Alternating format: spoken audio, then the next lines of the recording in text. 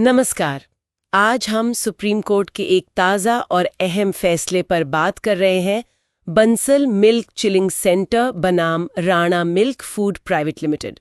ये negotiable instruments act की धारा 138 से जुड़ा है। जी, और खास तौर पर इस सवाल से कि क्या सेक्शन 138 की शिकायत में संज्ञान यानी कॉग्निजेंस लेने के बाद संशोधन किया जा सकता है। हाँ, और ये हम जैसे प्रैक्टिसिंग वकीलों के लिए समझना बहुत जरूरी है कि कोर्ट का इस पर क्या कहना है। तो थोड़ा बैकग्राउंड बताइए ना। बिल्कुल, मामला सीधा सा था। अपीलकर्ता ने शिकायत दर्ज की कि प्रतिवादी के दिए 3 चेक्स कुल मिलाकर 14 लाख रुपए के बाउंस हो गए। ओके। शिकायत में कहा गया कि ये पेमेंट देसी घी की सप्लाई के बदले थी। अच्छा, देसी घी। हाँ, लेकिन पेंच तब आया जब मामला अभी शुरू ही हुआ था। शिकायतकर्ता की जिरह यानी क्रॉस एग्जामिनेशन होनी बाकी थी और उसने एक अर्जी डाली कि शिकायत में संशोधन करना है। किस तरह का संशोधन? उन्होंने कहा कि ये देसी घी लिखना एक टाइपिंग की गलती थी।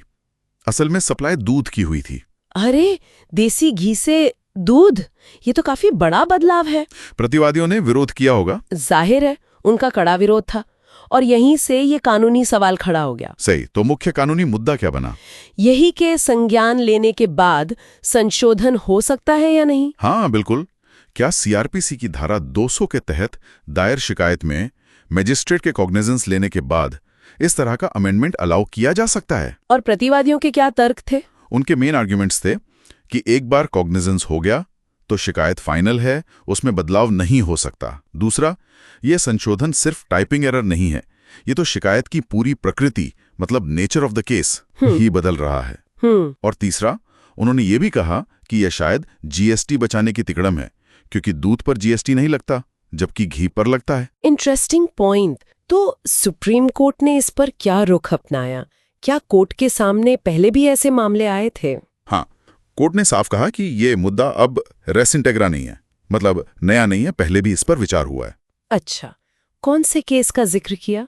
कोर्ट ने खासतौर पर एसआर सुकुमार बनाम एस सुनाद रघुराम 2015 वाले मामले का हवाला दिया। हाँ, सुकुमार तो काफी चर्चित रहा है। उसमें क्या कहा गया था?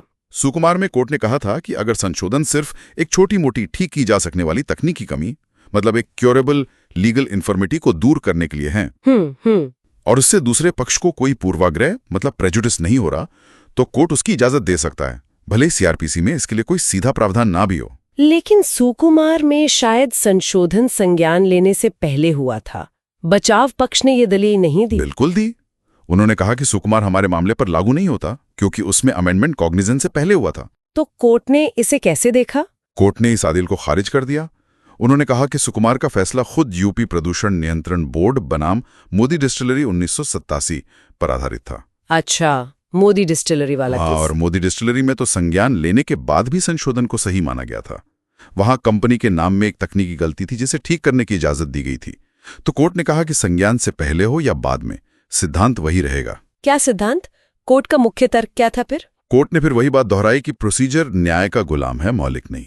मतलब प्रक्रिया न्याय के लिए है, न्याय प्रक्रिया के लिए नहीं। हाँ, procedure is the handmaiden of justice. Exactly.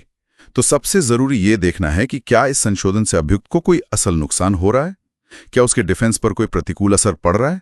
यही है टेस्ट ऑफ प्रेजुडिस। तो कोर्ट को लगा कि देसी घी को दूध करने से अभियुक्त को कोई प्रेजुडिस नहीं होगा। जी, कोर्ट ने कहा कि यह संशोधन बहुत ही शुरुआती स्टेज पर मांगा गया, जिरह से भी पहले। शिकायत का आधार तो वही रहा, चेक बाउंस होना, लेन देन वही है, बस जो सामान सप्लाई हुआ उसका डिस्क्रिप्शन बदला है। कोर्ट का मानना था कि इससे अभियुक्त को अपना बचाव करने में कोई वास्तविक कठिनाई नहीं आएगी। उसे पता है कि मामला किस चेक और किस लेन देन का है। और वो जीएसटी वाली बात का क्या हुआ? सुप्रीम कोर्ट ने कहा कि हाई कोर्ट ने जीएसटी वाले पहलू पर जो विचार किया वो इस स्टेज पर अप्रासंगिक था।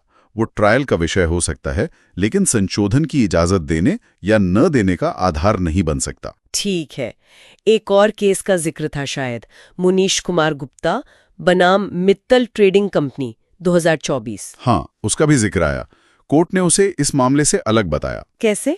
मुनीश कुमार गुप्ता में चेक की तारीख बदलने की मांग की गई थी। अब चेक की तारीख बदलना एक बहुत बड़ा बदलाव है। हाँ, उससे तो लिमिटेशन, नोटिस का टाइम, अकाउंट बैलेंस सब पे असर पड़ता है। बिल्कुल, वो सीधे कानूनी पहलुओं को प्रभावित करता था और वो संशोधन काफी देर से भी मांगा गया था, जबकि बंसल मिल्क वाले मामले में बदलाव सिर्फ वस्तु के विवरण का था और वो भी शुरुआत में ही। समझ गया। तो आखिरकार सुप्रीम कोर्ट ने क्या फैसला सुनाया? सुप्रीम कोर्ट ने अपील मंजूर कर ली। हाई कोर्ट का वो आदेश जिसने संशोधन की अर्जी खारिज कर दी थी उसे रद्द कर दिया। यानी ट्रायल कोर्ट का आदेश बहाल हो गया। जी हाँ, ट्रायल कोर्ट ने संशोधन की इजाजत दी थी, उसी आदेश को सुप्रीम कोर्ट ने सही ठहराया। कोर्ट ने यह भी निर्देश दिया कि ट्रायल जल्दी पूरा किया जाए और गवाहों को दोबारा बुलाने की छूट भी दी शायद। हाँ, ये स्वतंत्रता दी कि अगर जरूरत महसूस हो तो पक्षकार गवाहों को फिर से बुला सकते हैं ताकि संशोधन के मद्देनजर उनसे सवाल जवाब हो सकें। तो हम वकीलों के लिए इस फैसले का निचोड़ क्या है?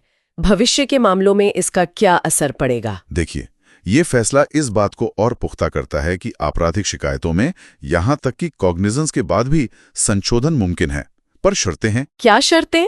पहली, कि वो संशोधन सिर्फ एक क्यूरेबल डिफेक्ट यानी ठीक की जा सकने वाली कमी को दूर करता हो। और दूसरी और सबसे अहम, कि उससे अभियुक्त को कोई अनुचित या वास्तविक पूर्वाग्रह ना होता हो। प्रेजुडिस का टेस्ट ही सबसे ऊपर है। मतलब तकनीकी गलतियों की वजह से न्याय रुकना नहीं चाहिए। बिल्कुल, प्रक्रिया अपनी जगह महत्वपूर्ण है, पर न्याय का उद्देश्य उससे बड़ा है। ये फैसला हमें यही याद दिलाता है। सही कहा, पर एक सवाल मन में आता है। पूछिए। ये पूर्वाग्रह या प्रेजुडिस की सीमा क्या है? कहां पर एक संशोधन सिर्फ तकनीकी कमी रहता है और कब वो मामले की मूल प्रकृति को ही बदल देता है? ये लाइन तो काफी धुंधली हो सकती है ना? आपने बिल्कुल सही पॉइंट उठाया। ये एक बहुत बारीक रेखा है और इसका जवाब हर केस के अपने तथ्यों और परिस्थितियों पर ही निर्भर करेगा। अदालतों को हर मामले में संतुलन बनाना होगा। यही वकीलों के लिए भी एक चुनौती है और ध्यान रखने वाली बात।